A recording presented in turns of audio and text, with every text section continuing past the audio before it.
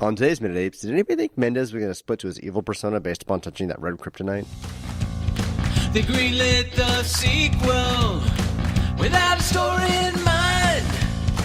They just wanted to equal an unexpected gold mine. He said, oh no, as Heston said, I got to go. These are just some of the facts you ought to know as we go. Beneath the Minute of the Apes. Beneath the Minute of the Apes. Beneath the Minute of the Apes. The only good human is a dead human. Hello, and welcome to Minute of the Apes, the daily podcast. We break down every minute of the Planet of the Apes, and I do my best to make Richard laugh. Richard, we are recording right now. I am Todd. That's Richard and Sean. It's Friday. Hey. Happy Friday, everybody. You know, it's Friday, but somehow it looks more like a Monday here at Zeus. But that's just, I'm getting into It's a little overcast. a little bit, little dark, little scary outside. No. We are up talk to quick. minute 75. 75, yeah. Sean, you want to tell us what's going on? All right, we're going to start minute 75 with a congregation saying, and give light unto the end of the world. And ends with a congregation singing, Amen. Can I get an amen? Woo, brothers and sisters. All right, here's minute 75 of Beneath the Planet of the Apes.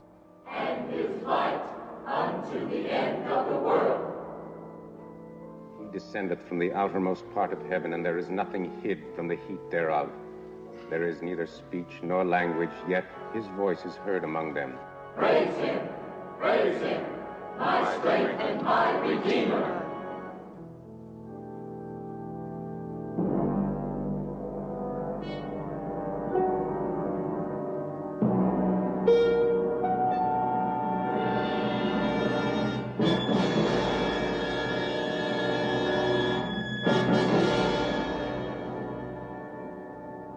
Glory be to the bomb and to the holy fallout, as it was in the beginning, is now, and ever shall be, world without end. Amen.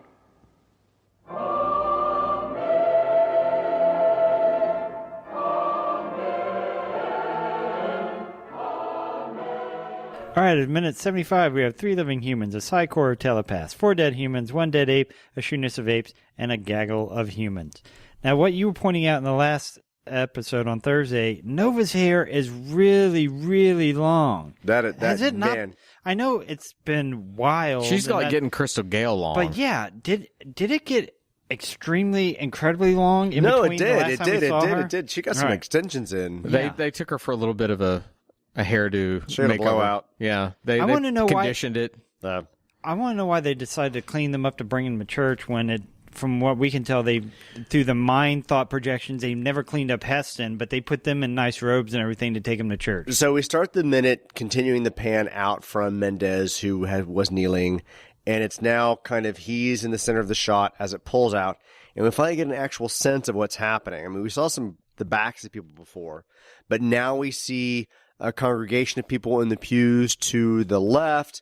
We see Brent and Nova sitting down, kind of passive, also in their robes. Because they got the guards behind them. I love that she's showing some leg. Yes, she Like is. they're like, stick that leg out there. And we got 4 guards behind her. You notice kind of off to the screen left, you've got Albina. Mm-hmm. And she's hanging out with, I think, Fat Man. And where's the little boy? And 2 seconds later, we have Orida, Angelo. Angelo, Orange and Caspe sitting next to each other. Rida. Isn't that a kind of That's potato? a potato. It is. So I had no idea. So we would always buy Orida like potatoes when I was a kid, and you like they come in bags, you put them in the oven, they make French fries, potato cakes. I had no idea that it actually was short for Oregon and Ohio. I didn't Ohio. either. Holy crap, I Idaho? didn't know that. When you Oregon say and it's Ohio. They're put Orida, together. it's Orida. Orida. Yeah. Oregon and Ohio. Okay. Okay, that's Idaho, Idaho. Oregon, Ohio. God damn it. Our 51st state, Ohio. It might that be is the Minute Friday of the beer Apes. that's We're throwing not me going to up. give you anything else. We're We're done done. for the day. That is the See you on Monday. fact you've all waited for. Done. You had no idea Orida No. was for Oregon did and not. Idaho. No. Yeah, I know. I drove through the two states, and I was like, "Oh, it's an agriculture company between the two states." Between Sean's nugget about Frosted Flakes that he gave out, and in between all and then that, I can't ever go to the grocery store again without you two ding dongs in my head telling me what I'm seeing in front of me. Well, ding dong. One is ding is Sean is ding, and I'm dong. Did right? you know that's right? Did you know the city Texarkana is named after Oklahoma and Louisiana? That's good. The Red River is named because it's red. So. We digress. So anyway, we kind of start to get a pan back in terms of what this society is, and it just kind of lingers for a little bit, and then we get these shots, these gorgeous shots of the entire congregation. And when I mentioned the last minute, I was probably looking at like 200 people. I was like, "Those are 7 pews. I see 7+ people across, and that's just in one shot." And there's also either a composite or another shot of other people sitting beside them. And I'm kind of curious if this was people that were in their gorilla outfits. I wouldn't be surprised. I would completely guess that a good majority of them are the stunt people or whatever, because they already have them on the call sheet. Yeah. Just put them in that. I mean, they're largely white, but we do see some African Americans kind of mixed in the audience, right? Which I thought was relevant, particularly for what's about to happen after that. Well, but you consider they don't have. That's it. It's white, black. They don't have any Asian Americans. They don't have any Indian Americans. They don't have. They kept it very basic. So at this point, though, in cinema, and I'd already brought up when we did In Between, kind of about. I mean, can you imagine if they shot it today? That would be very mixed, a multicultural. But back then, I even brought up that in Breakfast at Tiffany's they used Mickey Rourke disguised as an Asian man. You just simply didn't cast. Hollywood was so screwed up back then. Wait, what was the name of the movie? I'm sorry. What was the name of the movie? Breakfast at Tiffany's? Wait, what? Mickey Rourke or Mickey Rooney? Mickey Rooney. I'm sorry, I said Rourke, didn't I? Rooney. Threw me for a second. I was like, is he that old? I mean, no, Mickey Rooney. I'm sorry. His work makes him look Asian now. The work he had on his face. Yeah. But at that time, Hollywood's not even going to bring anyone. For them to have an African American person in that film at that time, in a speaking role. No. Right. That's pretty out there. I want to jump back real quick to what you said about Brent and Nova being in those robes, because initially I had the same thought. I looked at it and I thought, okay, why are they in robes? And then I thought, well, maybe. They're so religious they want them to be clothed when they go in to see their God. Yeah. Except that Nova has the freaking gams out. Her left leg is out on display. Like, look at my leg. And I'm telling you, it's a beautiful leg that's on display. It's a gorgeous leg. Which have I ever gotten into? Is Savage Woman? Shouldn't she have a hairy leg? Yeah, she should. Oh, we've never talked about that, have we? But she's very manicured. These are 2,000 years in the future. That's it. We don't know how they've mutated. Yeah. They don't talk anymore. Maybe they've lost body hair. Maybe so. Maybe that's why Heston was why Taylor was so impressive, because he was very hirsute. But the men still had beards, so facial hair is not the same as body hair, obviously. But yes. So we and I'm just now looking at this because I'm thinking about it.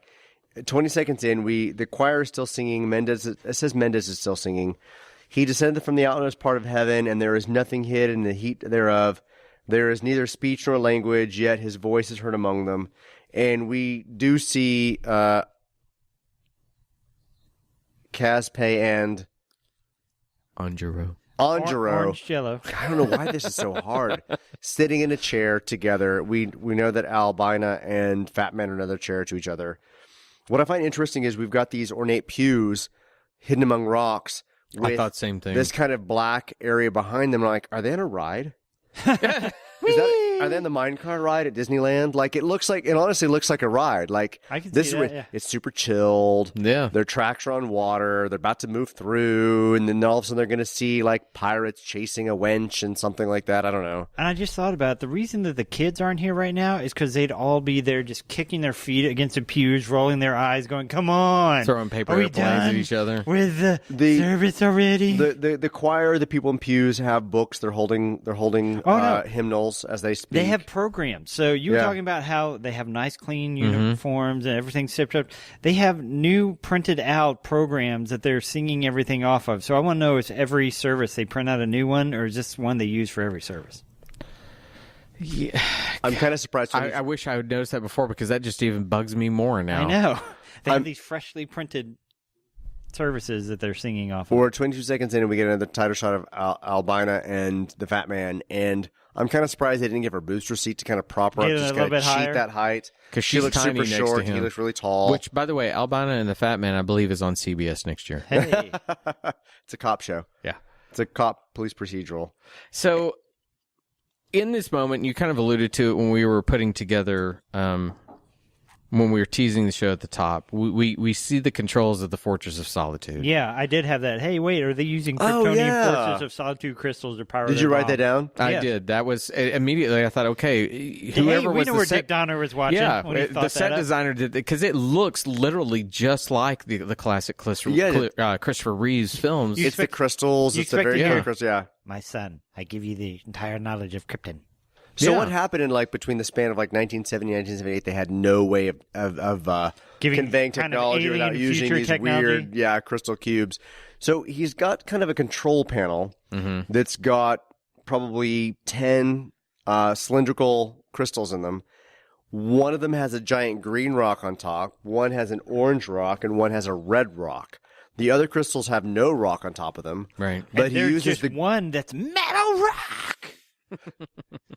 But he uses the green one and the orange one specifically to control what's happening ahead. Again, it goes back to your point that it's like some things are futuristic and then some things are just that's crazy future tech. Right. That's not even 1970 atomic bomb tech that they're about to use. They're using something futuristic to make this happen. Right.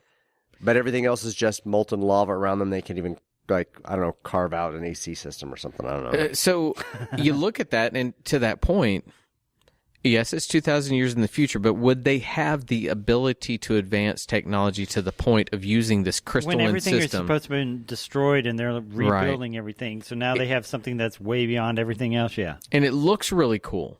I'll give him that. It's a cool look, but it makes no sense for it to be there. And so then when he pushes these things, we get into this whole thing again where whoever edited this film, by this time they may no longer be with us, but I can't help but wonder. I wish we could talk to this editor because there's another instance of reaction without understanding what we're having. Mm-hmm. So if I push down the levers on the Fortress of Solitude, you think I'm doing something that will affect something in the room, right? You need to see an engine start to light up. Or Bing. beep, beep, beep. Instead, I cut to a shot of Brent going, gaping mouth. You're touching things. Where that's the thing is, his reaction is you're touching levers. When you juxtapose images, Right. you can imply An if I action, touch it, yeah. you need to have some other stimuli that can bridge it, because you don't have to give me the payoff that the rocket's going to rise out of the floor. But to Sean's point, it could be a cut to the engine and steam coming out of it. The Some rumbling. lights turning on. Brent looks around as we hear a rumble in the soundtrack, something like that, and then we see it, and then he reacts. But instead, what we get is a shot of the levers pushed, and he's gaping. It's wrong. It's constructed incorrectly. Well, we didn't have one lever had a result. We had two levers that had to have a result. Mm-hmm. I did just now notice, now that I'm tied on the scene, which I hadn't seen before, we have our first formal book. I mean, we've seen them holding something in the pews, right? Oh, yeah, But the organ music was apparently on a piece of stone. In front of Mendez is very much a book with something Some sort of writing handwritten in it, yeah. on it that you can't really read, and it's a book, I think, not printed, handwritten. I think that whenever I was looking so much at the Fortress of Solitude controls that I looked over and thought that was another tablet. But you're right, that is a book. That's an actual book with probably a few hundred pages in it, with paper pages that are handwritten, not printed. Well, that's how Bibles used to be done, handwritten, every one. Yeah. But he pushes the green one down, then he comes in and pushes the orange one down. Interesting enough, as he pushes the green one down, it lights up. As he pushes the orange one down, it lights up. Right. There's a red one that he does not touch. You get the reaction shot from Brent, and then 33 seconds in, we get to see the bomb again. We see the missile. Mm-hmm. It's golden. It then begins to rise back up, which we saw earlier. And now, to me, it doesn't look like a missile. It looks like a giant bullet. Yeah, it does look very Correct. There's bullet-esque. nothing about it that looks... Do you see the fins at any point in that shot? I think at the very bottom. I think. Hang on. Keep it going. Mendez reacts to Because it. it comes up all the The way. missile rises up. The congregation stands. Yeah, yes, there, and you get it's to the actually fin. see the. Because from the tip of it, it looks like a bullet. And then they got the fin. When at it the end. rises up for a second, the congregation stands. As the congregation stands, you actually get to see the fins at the bottom. So this is another moment, and again, I know cutting costs on this, you don't want to bring a crane in, but I would have loved to have seen as that bomb rose. Come up with it. No, actually, I'd like to see the camera